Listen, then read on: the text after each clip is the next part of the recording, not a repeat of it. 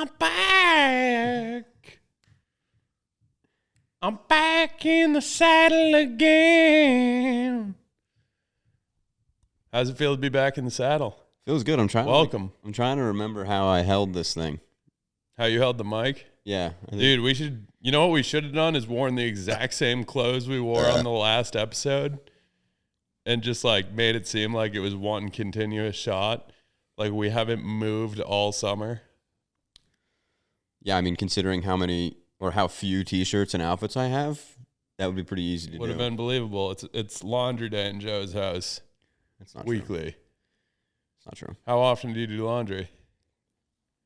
You run out of clothes. I do laundry bi-weekly as soon as there's no more fresh socks and underwear, and then I start wearing T-shirts that fresh, like new, or fresh, like they've already been worn 3 times, inside out and regular and front to back. Yeah. But I think I do laundry realistically like once a week, maybe once every other week. Word. Well, that's good because I spent a lot of time with you, and you don't often have like pungent odors or like bad smell. It's a compliment. Thank you. It's a compliment. You said often. It's not unheard of, but all right. Anyway, the pod is back. We're back. It is time. It's that time. Ski season's right around the corner, and I don't even know when we did the last pod. I think it was in like March. We appropriately ended for the summer. We wouldn't have had much to talk about. Yeah. But what did we talk about last? I think we're gonna have like nice flow still, because Joe and I talk a lot. Yeah. Just because we weren't recording, we were talking. So I think the beats and the tempo is gonna be similar to like how we're we just left gassing it. ourselves up right now, and no one needs to hear this. I'm just trying to pump ourselves up. Get ready for the pod. I think it was in March. I think we talked about our Stowe trip where we skied on the Narrow Dogs. Yeah. And, yeah, probably my favorite test day last year. I would agree with that. That was a good time. Yeah, I think that was my favorite test day last year. Yeah. Actually, yes, favorite test day, but you did not go up to Stowe the week after for prototyping, did you? No, with K2. Yes, that was a good test day as well. I did not expect this to come up this quickly, but that was a different kind of best test day because it was an exciting prototyping. Right. You were like excited about the new stuff you were trying out. Yes. Rather than just pure vibes. Yeah, but I can't say anything else. Pure vibes. I signed an NDA. Good. I didn't. And you already told me the information that I can share with the world. Can't say that. All right, Joe. What do you got for me? I mean, what do you got for me? This is your first season as a buyer. You did your first buy. First full buy. First full buy.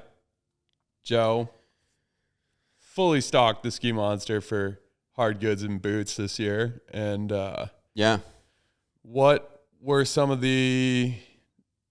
what was kind of your mindset going into buying for, let's talk skis specifically, because you did make some shifts there.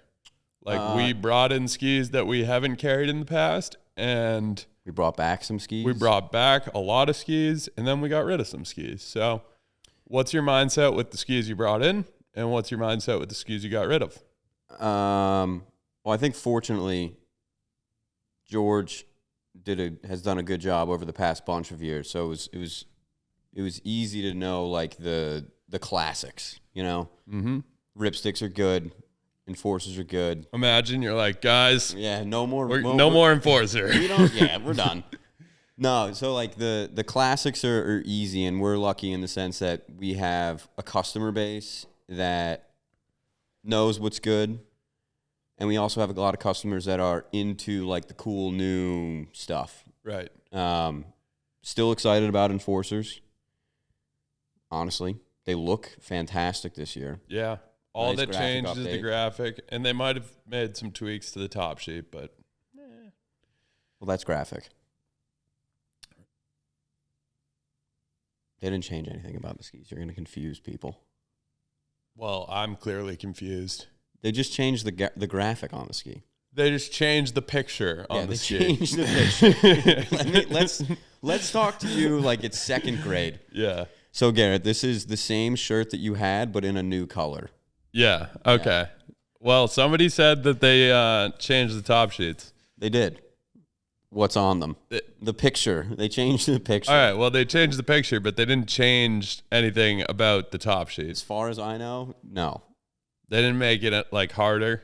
I don't believe so. Okay. Yeah. Excited still about those. Excited still about ripsticks. I think a new thing that was like kind of popular for us the past bunch of seasons is Mavericks got the full update. We talked about that last season. Got one right there. Right behind me. I kind of got a random assortment of skis for the visuals. Yeah, no, it's good. It's good. We got a lot of new stuff. We're excited about Rozzy having a Sender Free 100. Yep. And remember that since it's right behind us. Thank you. Arcade 94. Arcade 94 is here. That's like a wider waisted ski with a carving addiction. Yeah, exactly. Yeah. Oh, what'd you write about it or something? But I think some of the things that we're trying to dive into, like maybe expand what we offer, is more things that you'd find on like the fringes. Yeah. You're not afraid to get weird. Yeah. Like as the consumer becomes more educated in the fact that like all mountain skis are great 95% of the time or 80% of the time, having an option that is a little bit more one-dimensional was kind of one of my, call it like themes, if you will. Like you have a Nordica Enforcer 94, but if you get a way more narrow ski that's built for just frontside days, you're going to have a better time. Multi-pista. Yeah. That was kind of the eye-opening thing for me on that test day at Stowe where we skied on all narrow boys. Yeah. Because how quote-unquote versatile they are. Yeah, exactly. Like you don't sacrifice so much versatility where it's like if you do end up in the bumps or the trees or just like shitty. Or the snow sucks. Invariable or variable snowpack. Yep. So I think expanding what we have in store for customers on the front side of things is going to be interesting. Having like real options there, not just like one option that we all really like. Yeah. Like for the past couple of seasons, we've really had Monteros and Fisher Curve GTXs, the GT.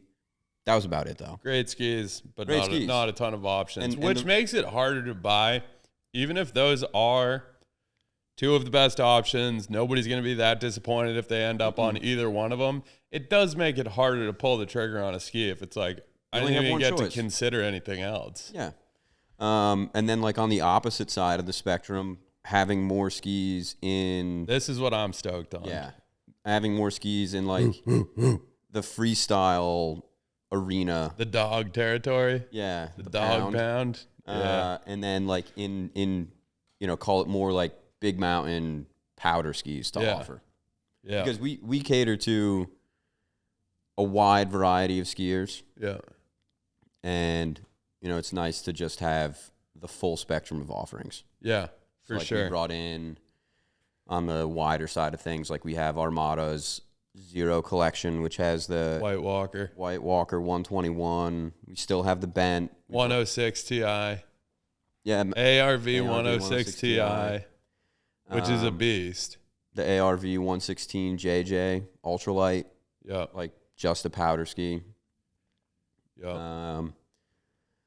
Obviously, like you have the stalwarts in that category still, like Bent 110, Bent 120, QST blank. Yeah. But it's nice to have the ability, to provide options, I guess. And that was kind of the goal, was how do we cater to a wider variety of people while also maintaining like a good selection of good skis, not just like the backbone. Yeah. Yeah. Because you don't want to just go into a buy thinking like, well, this has the right waist width number, this should be fine. Mm-hmm. And we're lucky in the sense that we get to like actually ski on this stuff, test this stuff out, and figure out like where are the actual winners in this category. Yeah. Fortunately for the buy, like quite honestly, and to toot the manufacturing industry's horn, no one's really making bad skis right now. Right. Which makes things easy, but also makes things more difficult because then I have to get a little bit pickier about how we're going to steer the story of what we offer. Yep, for sure. Yep. Understood. And so on the ski front, I mean, we definitely talked about this a lot last year on the pod, but what new skis do you think are going to be like knockout winners? I think we've already started to see like some early success with the new Maverick lineup. Mm-hmm. That's been well received, and people haven't even been on them. But the marketing story behind that, the fact that the ski was a good ski, and now it's a better ski, more well-rounded option. Yep, is good. I think. You think that head core is going to make some waves? I'm hopeful. Yeah, it's a good ski. It's a great ski. I mean, the core series, when they launched it, they had something like new and different. And it almost feels like they didn't capitalize on like that early launch win, and the ski kind of like fizzled out. Yeah. It didn't become a worse ski like over the course of its life cycle. It was just kind of like lost in the mix of everything else that did gain traction, like Ripstick. I mean, Ripstick was the core killer. Yep. Whereas I think Head did a good job like understanding, call it like a hole in the market. Yeah. That they opened and then couldn't fill quickly enough. Yep. And now responding with like the new construction of that core, adding metal into the skis, making it a little bit more powerful, making it flex a little bit more progressively forgiving without losing like the core DNA. Mm-hmm. Yeah. So that should be. And I did a video already this year where I said QST is probably most improved for this season, which is very easy to argue. Would not be disappointed in having to argue that, but the core is a close contender as well. Yep. Yeah. And I know you said Maverick, which I know you said Maverick is like quite a. I think the improvement is smaller there. I would with agree. Maverick because I like those old skis too. I think they're just different enough that they're exciting. Mm-hmm. Mm-hmm. You know, like anyone coming off of a previous version of a Maverick, if you get on the new one, it still has all of the same characteristics that got the ski to where it is. But now it just offers a little bit more ease of use, accessibility at lower speeds, and then also like some more, call it like true all mountain characteristics. Yeah. Like even the 95 last year for the Maverick, that thing loved groomers, was okay off trail and in variable snow. Yeah. Now you don't say it's just okay. A little more demanding than like a Ripstick. And I think like Enforcer. it almost feels like they took some of the inspiration behind the Bent Chetler and put it into the Maverick series. Right. They kind of met in the middle between old Maverick and Bent. Yeah. With that directional shape, but making it a little bit more forgiving and playful. So yeah, I think, most excited about. What do you think has the best name? What has the best ski name right now? Yeah. Sorry to hit you with a absolutely freaking hammer. I think you're going to. Absolute hammer. I don't think you're going to like this answer. Can I guess? You can guess.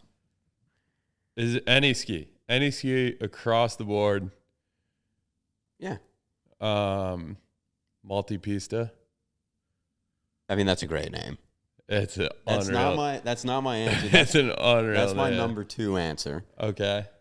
I still think Enforcer is king. Yeah. Yeah. It's just. I mean, there's no messing about. It's a great name. It says Enforcer. exactly what it is. It's the Enforcer, but it is like. Say it. It's got a little bit of a Hardo vibe. Well, yeah. But that's not necessarily like what that ski is only. Like you can charge hard on that. You can certainly be a hardo on an enforcer, but it's not built for hardos. No. We're not talking about that. We're talking about what's the best name going right now. And a part of the awesome name is it having an awesome fit for the ski. Yeah. Enforcer's a good name.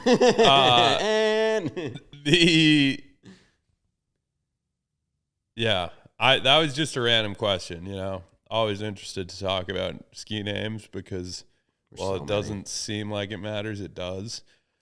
I think what's interesting about ski names in general is how difficult it is if someone comes out with a new ski for them to actually get a name.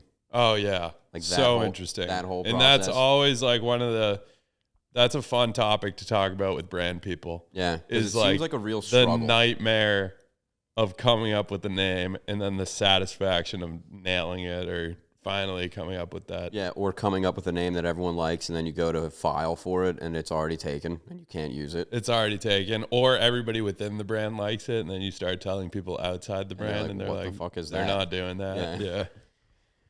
Yeah. Stuff like that happens. We talked more than we know, I bet. We talked a little bit about that on that head trip. Oh, what a segue. That is what's happened since last time we were on the podcast. I told you, we're flowing. The beats are right there. The tempo is great. Yeah. Joe went to Austria with Head. Yep. In May. It was Joe's. Was it May? I think it was in May. I thought it was like April. I think it was April. Why does it matter? Well, it matters because I missed the Masters. When was the Masters? Masters in April. Yeah, it was in April. I was there. All right. I was there for the Masters. He was there in April. Oh, Jesus. Let's restart the podcast. I'm just making sure I got 1 month off. Factually correct. 1 month in the off season. Yeah. More importantly, how was it? I feel like Head's back.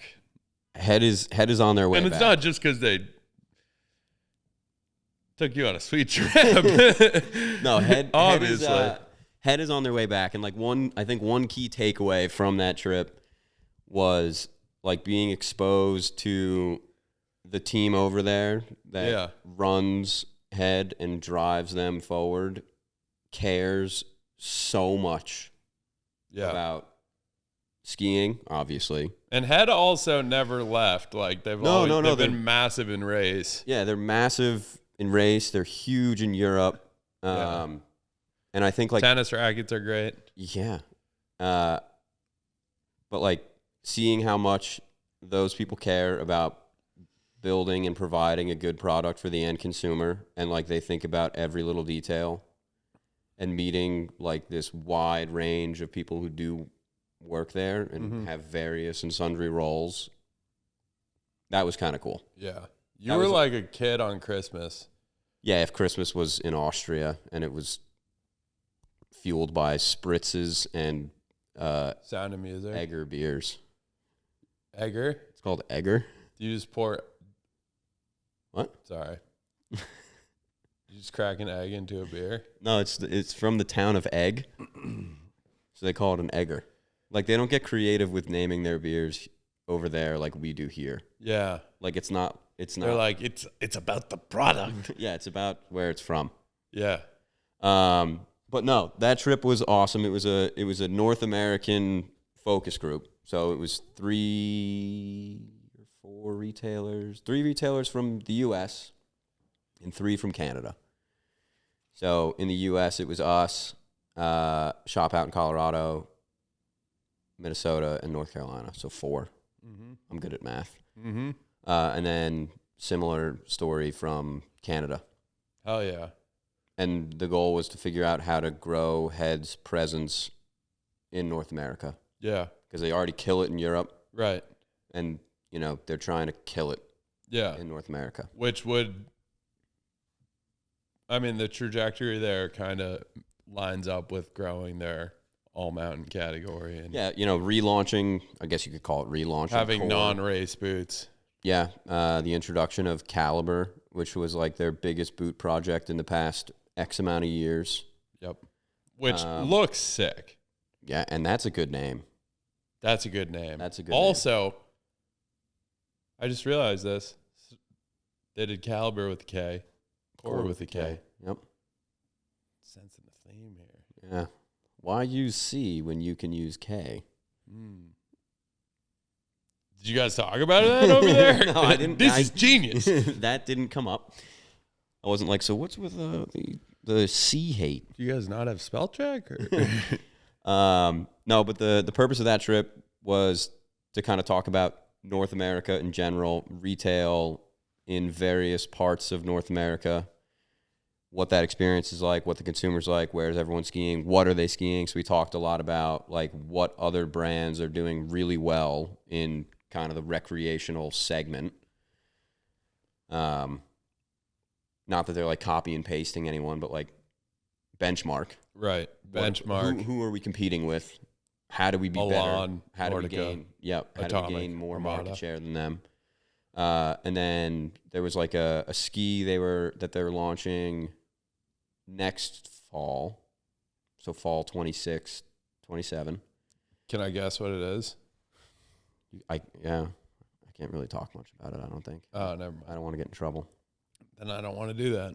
I don't know. I probably can talk about it, but I don't know if I want to. But it's a new ski coming out that Head has that lives in more of the front side category that we're dabbling in now. That was my guess. Yeah.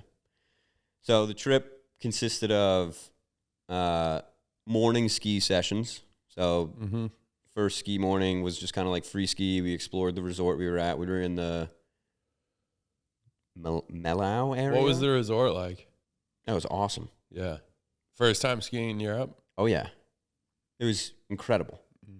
That was a small resort, so they said, that we were at. One of the bigger resorts I've ever been to. Really? It was insane.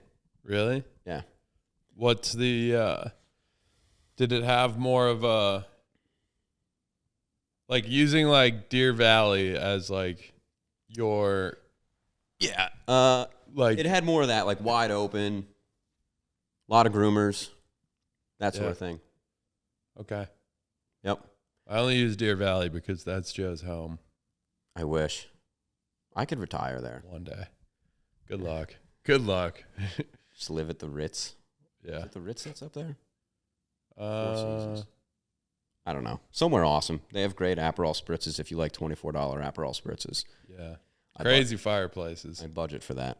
Yeah. But no, the resort was cool. So day one of skiing was like 8-ish till a little bit before noon. And I really like how they do it over there because they just cruise around. Yeah. It was a bigger group of people. You're just skiing. So we got like a full tour of the resort. What do they do here? I don't know. It was different. Everything's different in Europe. You don't get it. You don't get it. I lived there for 5 days. Back when I was living in Austria. Yeah, for 5 days. Were you backpacking? Oh, no, I wish. Did you have a backpack? No. Not while skiing. No. On the trip. I mean, I brought one with me. That would have been super embarrassing Shout if you were DB. skiing with a backpack. Yeah, with my PBRs in it. From home? Yeah. No, but also I think what I like about the way we did that, like those ski days or ski mornings, was it was very heavy on, I guess you would call it pre-pray. Like, you know, between laps every now and then, like we'd stop back at the at home base and have a couple of blocks of cheese and some pieces of dried meat. Yeah. Some odd like Austrian soda that tasted like pure sugar. Mm-hmm. And a couple of beers. Like it's very laid back. Just a couple of beers? Yeah. We're measuring in quintets. A couple quintets. But no, you know. No, that was really cool. No, I measure in quartets. Yeah. So if somebody's like, how many beers did you have? 2. I had 2 quartets. I had 8 beers. Yeah. So day one of skiing was more just like free ski, get your legs back underneath you after sitting on an airplane and traveling for a little bit. Actually, I kind of skipped over something really cool. We did go to Head's factory. Yeah. In Kennelbach. Did you start there? Yeah, so we landed in Zurich, hopped on the world's coolest bus. It's called the Hogspiel. That's a sick name. Awesome bus driver. That's what they used to call me. He provided beverages as well. I guess that's like the sure sign of a good bus driver out there. Does he give you beers? Yeah. He had it under control. The MBTA guys do not do that. No, they kind of discourage that. Yeah. No, but the factory tour was awesome. We got to go through like production of skis start to finish. We didn't like watch one ski get made, but we stopped at each station. And that was my first factory tour. And it's amazing how many people are involved with building a ski and how many hands touch a ski. And then we saw one of my favorite people on the tour was like the quality control guy. Yep. And he is like what I imagine the world's best sommelier of wine would be. Yep. But for skis, like this guy just picks them up and knows what's good and what's bad, and he matches pairs because they build them one ski at a time. Yeah. And they match up pairs. Yeah. Awesome. That's great. They were talking about how like when he's good at How long has he been doing it? I don't know, probably a really long time. Because There's that two is people a at skill. that factory that do that. That's all like a those skis. skill. You need to be certified. I might butcher these numbers, but I think they do like 70,000 pairs of skis out there, and him and one other guy touch every pair. Oh my God. Yeah. And they do all their race skis out of there. So like everything that's used on the World Cup and various and sundry levels in and around that. Yeah. So that was cool. So they're not screwing up any skis. No, like everything that goes out of there is World class. yeah.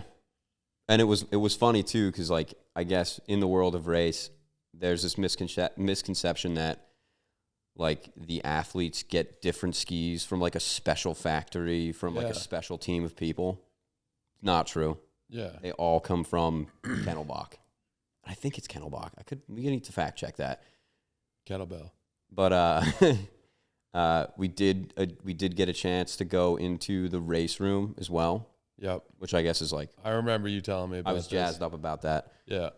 Which is like their version of Beyond Top Secret, where they tune all of the race skis for everyone. So like you walk in and there's 40 pairs of Lindsey Vonn skis and like all of her boots. That's insane. We got to go in their boot room. Yeah. That's where I was like a kid in a candy store.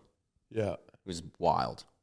So the whole like production for everyday users and then the next level for athletes. Yeah, you kind of have two levels. Yep.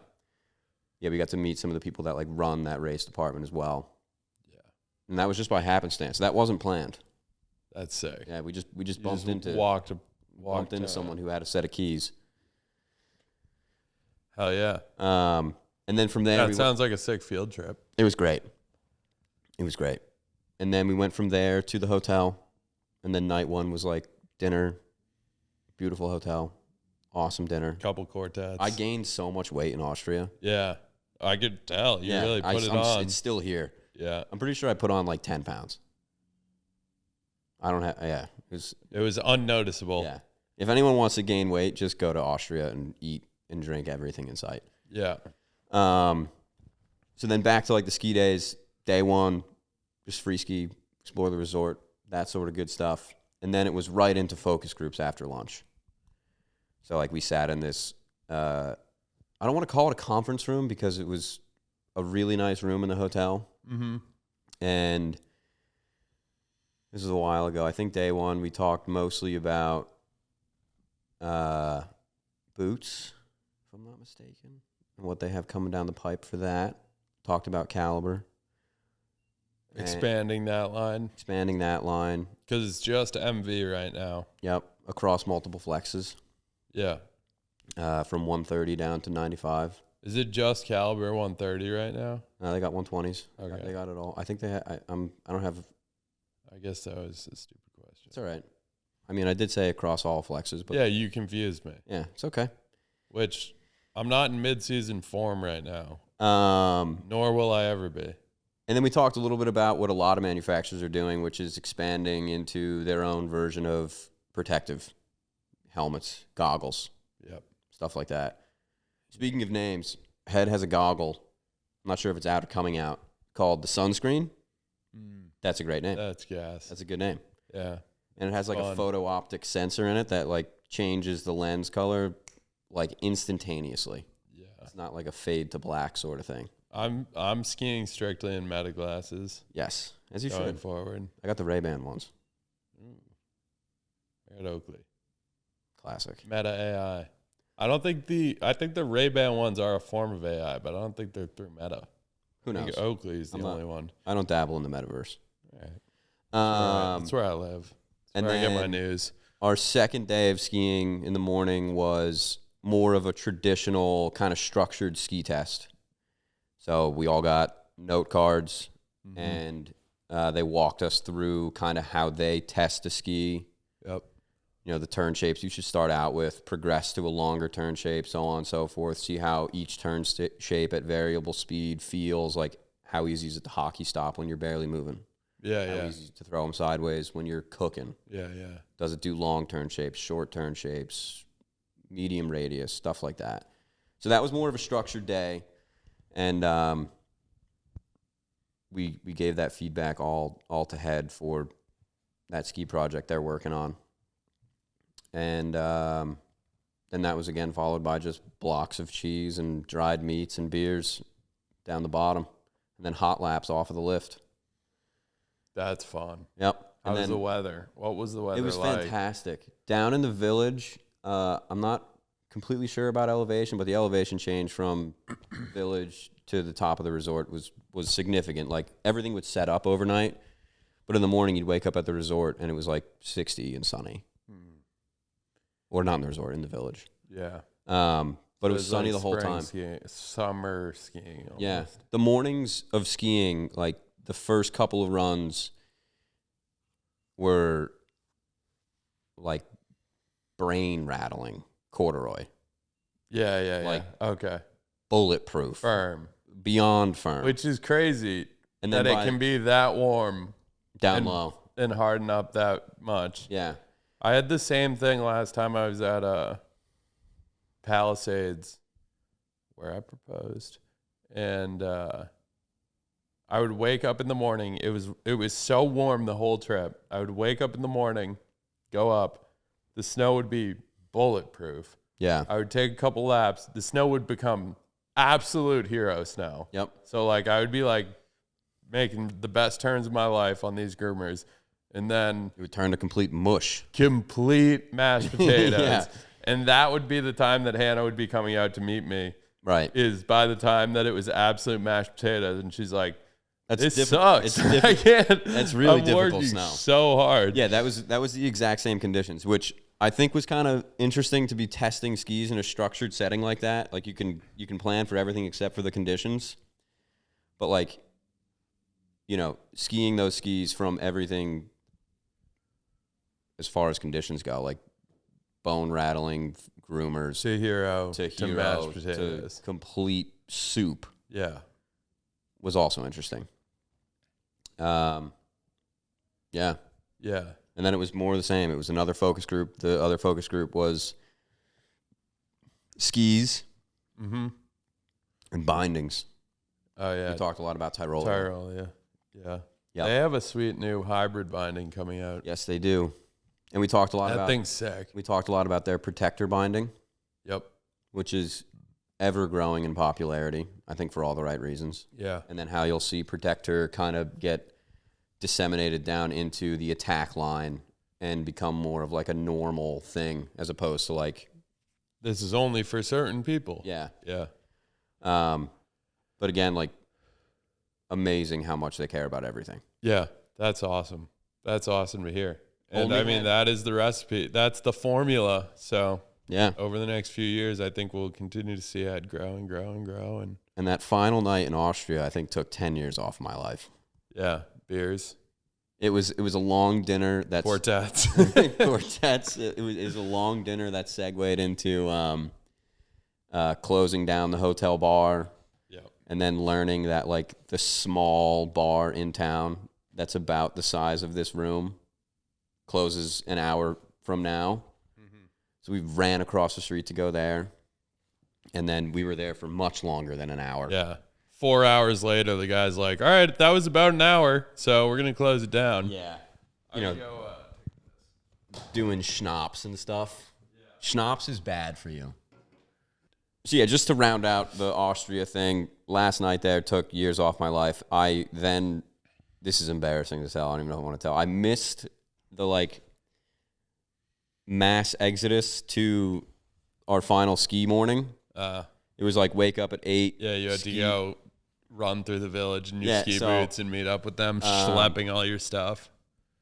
So the Andrew Cooperthwaite, I wake up to shout out Coop. My phone ringing off the hook from him. I pick up scared. I'm in my hotel room, like shoes on, fully clothed, hanging off the bed.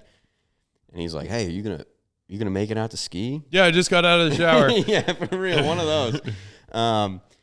But no, he was in the same boat. We were all out. Like all of the stupid Americans were out all night. Yeah. So he was like, "Oh, I'll come get you," and I was like, I'm not that guy. I'll walk. It's a mile walk." So I clambered into my ski boots and I walked through the village of Mellau, probably reeking of schnapps and Isn't beer. that kind of fun though? I like a long walk in the boots. Not when you're in the state you were in. Yeah, and I was fully kitted up too. So but it's nice weather too. I was sweating though. Yeah, Pure once you start sweat. sweating, that sucks. So he met me down at the bottom. We skied for the morning, went back to the hotel. So what's the schnapps experience? What's this? Well, you've had schnapps here, right? I don't think so. It's I mean, like, other than like fucking McGillicuddy's. Yeah, so very different there. It's not like an easy sipper. Yeah. You know? Okay. And it's not McGillicuddy's. It tastes. No, I was like half joking. I thought you were gonna laugh when I said that. Have you ever had like real moonshine? Yeah. Sort of. I mean, like my high school buddy was like, "This is real moonshine." And I was like, "Okay, probably. Okay. Why am I sick to my stomach and seeing double?" Well, yeah. The best way I can explain it is like I would imagine if you took a sip of like straight jet fuel, just clears out. That's what this tasted like as well. Clears out all your sinuses. I've never breathed better in my life. Yes. Which is why I drink it every morning now. Yeah. That's healthy.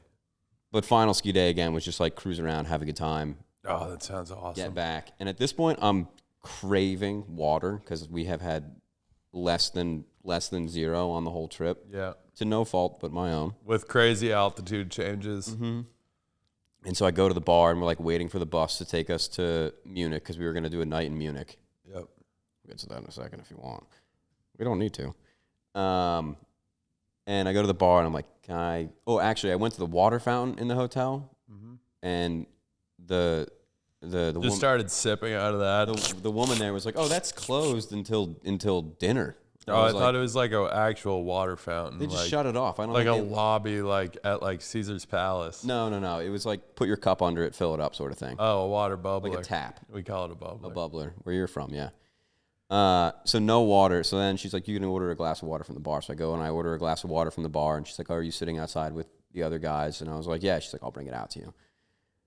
So I'm sitting outside, beautiful day, and she just brings out a tray of beers. Yeah. No water. Yep. Get on the bus, 3-hour bus ride to Munich, open up our little like lunch bags. It was a canned like gin and tonic and a beer. Okay. So still no water. And then when we finally got into our hotel rooms. There's water in beer. Yeah. They can't make beer without water. Right. All right. They got a lot of it there. When we finally got into our hotel rooms in Munich, it was like a quick like unpack, settle in for 3 minutes, and meet back down in the lobby because we're going to the Hofbrauhaus. What is that, a brothel? It's kind of what it sounds like. No, it's like a big beer hall. Yeah. Like straight out of a movie. Yeah. But that's their lifestyle. It's like Beer Fest? Yes. Yeah, that's sick. I've always wanted to go to one of those. So I go clambering through the refrigerator in the hotel room, and luckily there was water. I've never drank more water so fast in my life. To the point where I was like feeling sick from water. Yeah. And then it was just off to the races again. A couple of liters of beer at the Hofbrauhaus to dinner. Yeah. It sounded like a crucial part of your trip was inhaling alcohol. Well, you can cut that. It doesn't need to sound like that. All right. But yeah, cut that out, producer. I think a big part of like the culture out there is like go have a good time with all of your friends, and we did. Right. And you're drinking mostly beer. You're safe. Made new friends. Couple of schnapps here and there. Yeah. But overall, awesome trip. If anyone hasn't gone skiing in Austria or Europe, put it on the list. I got to go. You got to go. I got to go. It's on the list. I have nothing but good things to say. Well, that's great. I'm glad we got to. I feel like I've been like edging a recap of that trip for months now, and I'm here. I am doing about it. We got it. All right, you don't have to make it inappropriate.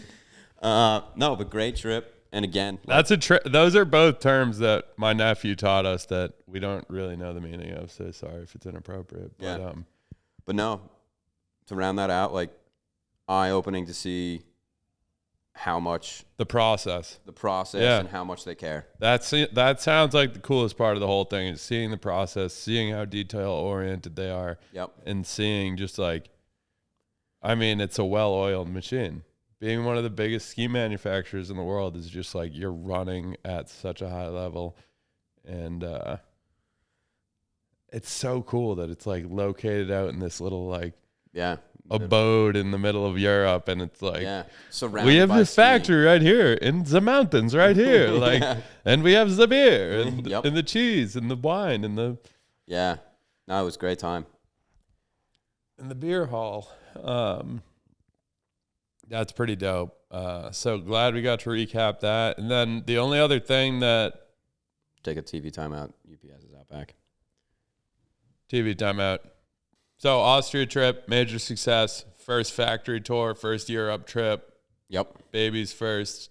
Yeah, a lot of firsts. Big trip. Well, not really, but...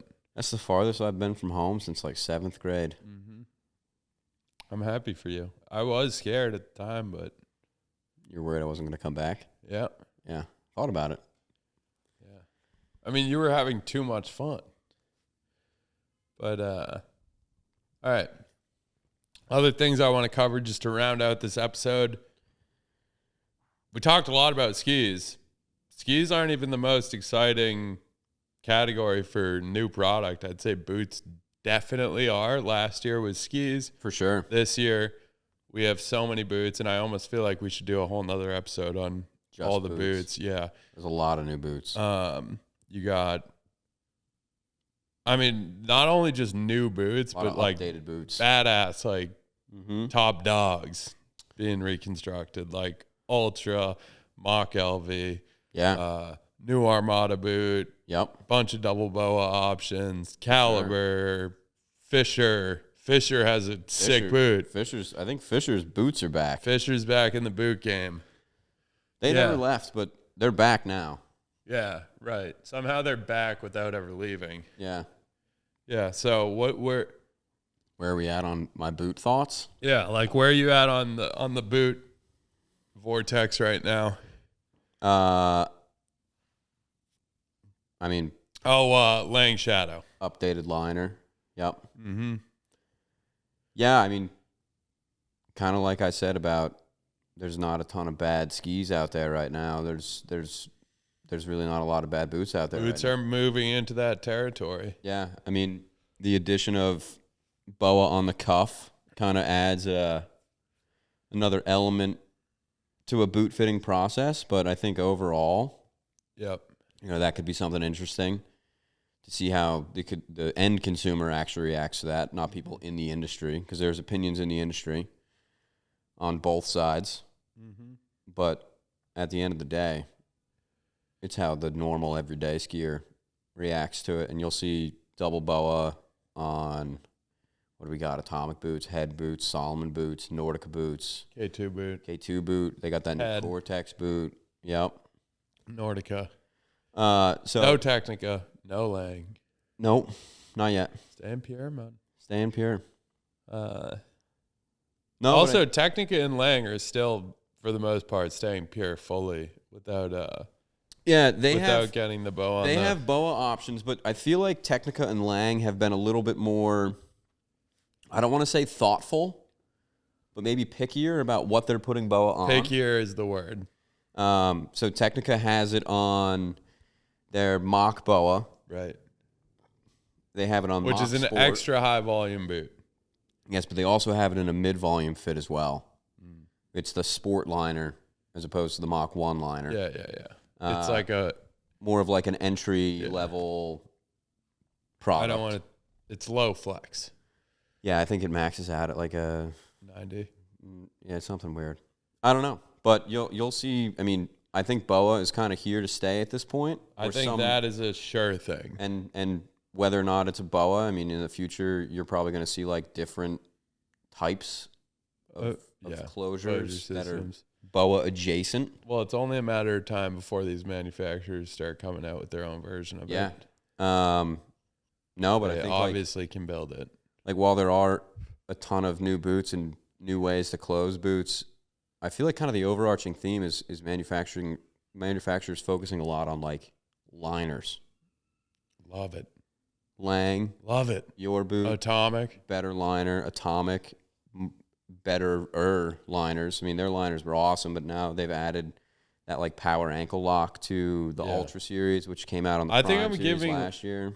I mean, I've always been a Shadow fan. Yeah. I currently ski in the previous Shadow. Like, that is my go-to boot. But I'm giving that liner most improved.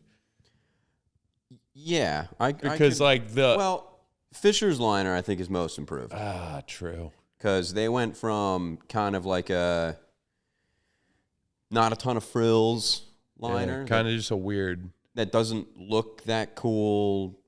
Wasn't the easiest thing to modify to now they have like a more thought out tongue with that like D3 foam in it that is similar to like the D3 that you see in like baseball or like Evo Shield sort of thing. So like thinking about how the liner actually interacts with the boot. I wear my Evo Shield just around the house recreationally. I don't need to be playing baseball. And then I feel like manufacturers kind of focusing on anatomical shapes as opposed to ski boot shapes, meaning like this should fit like it should be shaped like a foot as opposed to like a ski boot. Like thinking about those things more cohesively is improving ski boot fit.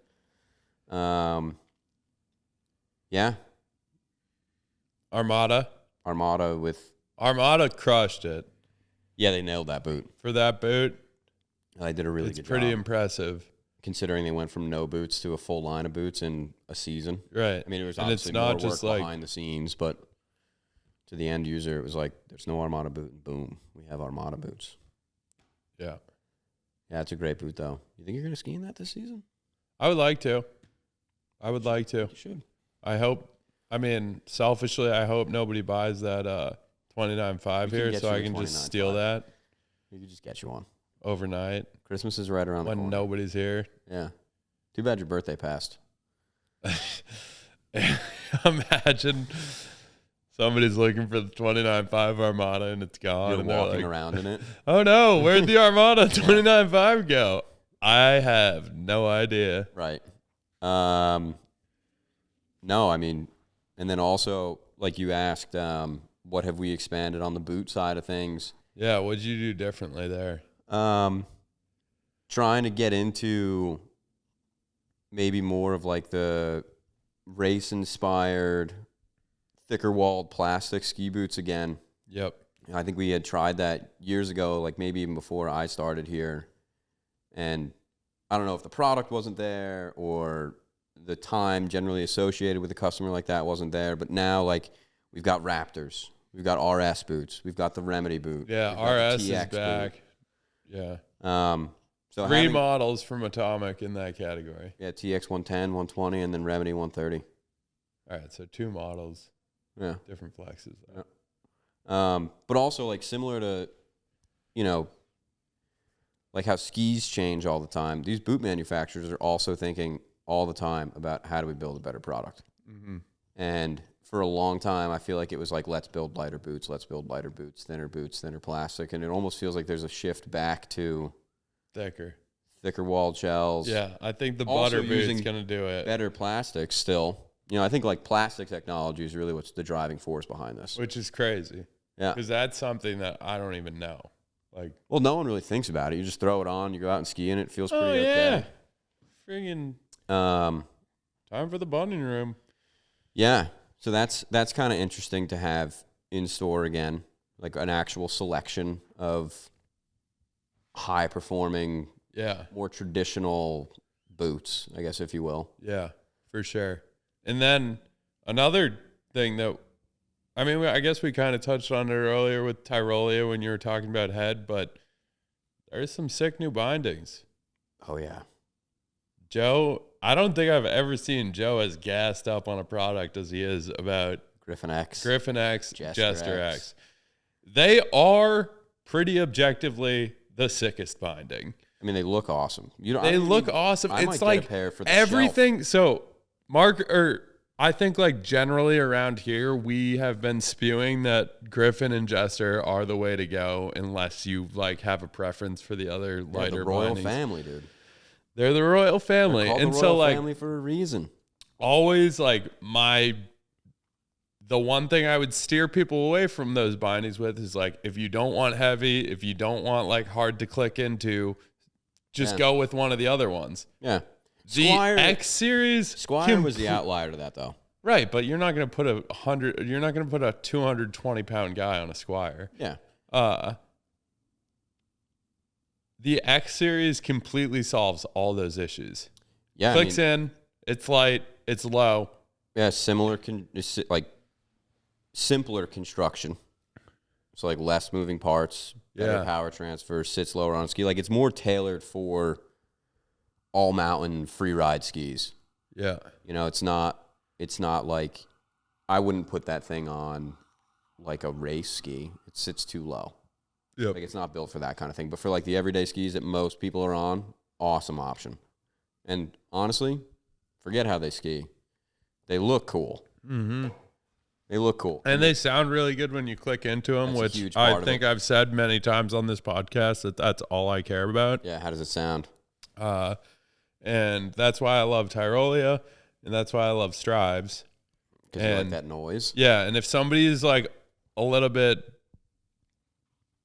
they're not vibing with the Griffin or Jester, I'm like, okay, well, Strive and Tyrolia sound way better when you click into them anyway, so. That's how Garrett sells bindings, on auditory signals.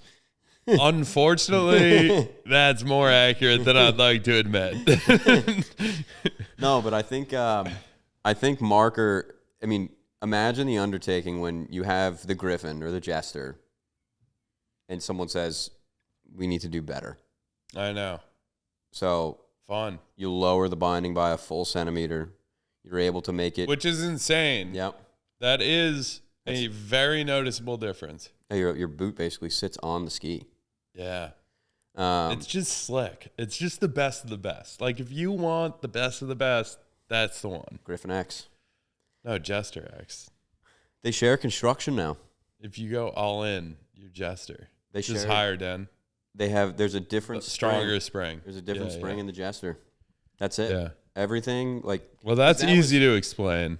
Yeah, I mean, and that was one of the questions, like, even, like, what's the difference between a Jester and a Griffin? I mean, years ago, it was like. More metal. You got magnesium toe wings, heel tower, stuff like that in the Jester. So, like, skiers that want the absolute best construction, you would kind of talk them out of the Jester because, like, you don't need a 16 DIN binding. Mm-hmm. Now you can get the best construction in a binding that actually makes sense for 90% of the population.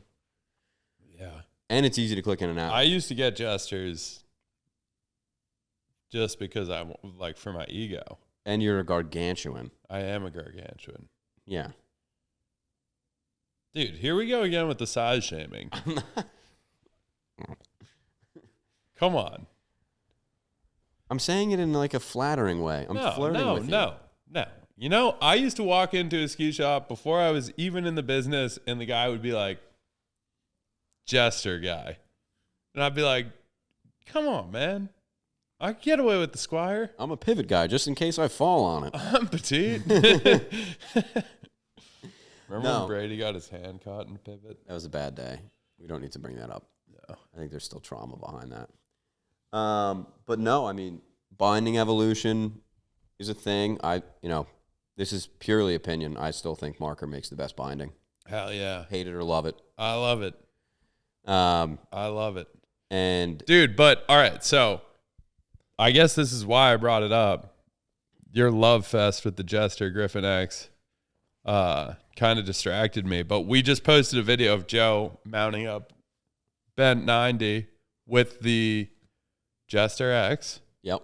Which is it was just a fun video. It's just a sizzle reel of Joe crushing a mount real quick, and go check it out on our Instagram. You'll love it. But some of the comments were, like so silly to mount a marker binding on an atomic ski, implying like you have to mount an atomic on an atomic ski. And to be fair, a couple of those comments were from people who work at Atomic, so I don't really like. That's fair. Whatever, you work for the brand, say you want the binding on there. But there were a couple of just regular accounts commenting that, and I feel like there's this idea out there that you need to match ski with binding, and I just like, no offense, but that makes zero sense to me. Well, hold on. I think you have to give that a little bit of credit because there's nothing really out there that says you can't. You know, and if you're someone that's shopping on like the manufacturer's website, binding recommended is their binding. Dude, you want to hear a wild fact that George told me yesterday? Sure. If you have a Vocal ski, it will only be warranted if it has a marker binding on it. Yeah, because they test and develop those skis with marker bindings. That's crazy. I mean, yeah, sure, that's crazy, but also like think about it in car terms, right? You buy a car, and then you go and you can't just put an off-brand thing. Yeah, and then you bring it in, and you're like, this is fucked up. And they're like, well, yeah, you put this on it. Mm-hmm. So like, yeah, I can see how it's a little crazy because there's a million different bindings out there. But also, I get it. And then also, like, how would you know unless you work in the industry? Yeah, that they're different. Or they're not different. They're really not that different. Yeah. You know? Yeah. Some people like to matchy-match. We have plenty of customers. No, matchy-match is fine. I understand matchy-match. Like, I have a pair of my Atomic Bents with strives on them are right there. I love that combo. But I think we have plenty of customers that are like, we're doing a boot fit, and they're also going to get skis. When we get the boot, plenty of them ask, like, I got a Solomon boot. Do I need to get a Solomon ski now? And you're like, no, of course not. Yeah. But they don't know. Fair. And that's fine. Fair. I just think it's an interesting topic. Yes, absolutely. For sure. And it's like you said, like it's confusing. If you don't pay attention to this shit all the time, then it's hard to tell. Imagine how many more vocals we would sell if we were like, if you're going to get a marker. If you're going to get a marker binding, we need to get you a vocal. Imagine how many more Dalbellas we'd sell. Yeah, if you needed to ski a vocal. Yeah. Dang. But no, I mean, I get it. I love the match. Like, don't get me wrong. If I'm doing a full setup and a guy or a gal ends up in like Atomic boot, Atomic binding, Atomic ski. That's great. Like, I love it. There's something satisfying. I think that's like the OCD in us. It's like, this is built for everything. Everything is built like for you this. are the prototype. Yeah. And then also, like, if should we start a year? Because usually our sequence is boots, skis, bindings. Yes. If we've landed on Atomic boot, we've landed on Atomic ski, then the binding is the easiest sell ever. It's like, well, we're sticking with Atomic, right? That's what you would say. Yeah. You'd be like, have you heard of the Griffin X? Yeah. I love this.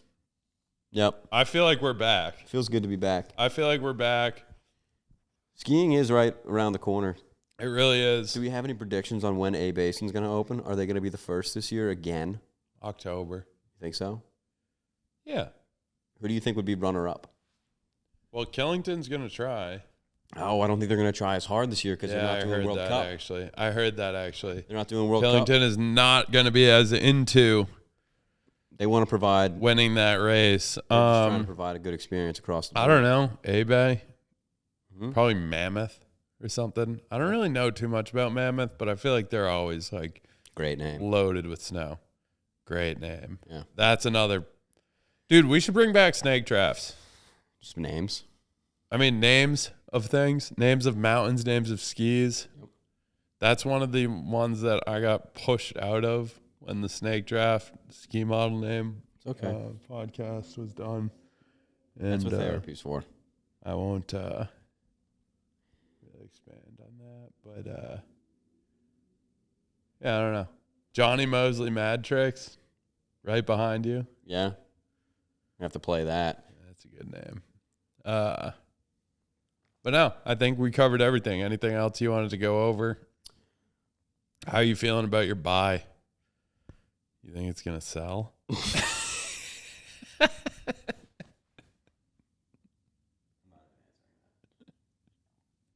All right. I had a really fun time with you today, Joe. Thanks for having me. And we'll be back in 2 weeks. We'll be back in about 2 weeks. Well, 3 weeks from today. Yeah. 2 weeks from now. And we're gonna be back. Oh yeah. And better than ever. Got a lot of exciting stuff. Oh yeah. Should we talk about that? Should we talk about what we have coming up this year? No, I think everyone should just keep their eyes out for events in store, out of store, around the city. We've got up in the mountains. Up in the mountain, BSSC. We're involved with them again this year, so we'll be doing some in-store events with them. If you're not a member of BSSC, you should join. Subtle plug. I'm happy with it. Those guys are great. Go. You're welcome, Brian. And we're gonna be doing. We're gonna be doing it all. We're gonna be doing all sorts of stuff. Yeah. So keep an eye out on the socials and keep listening to the podcast, because without you guys, it's not possible. So thanks for tuning in. Viewers like you. Thank you for tuning in. We're like PBS. Yep.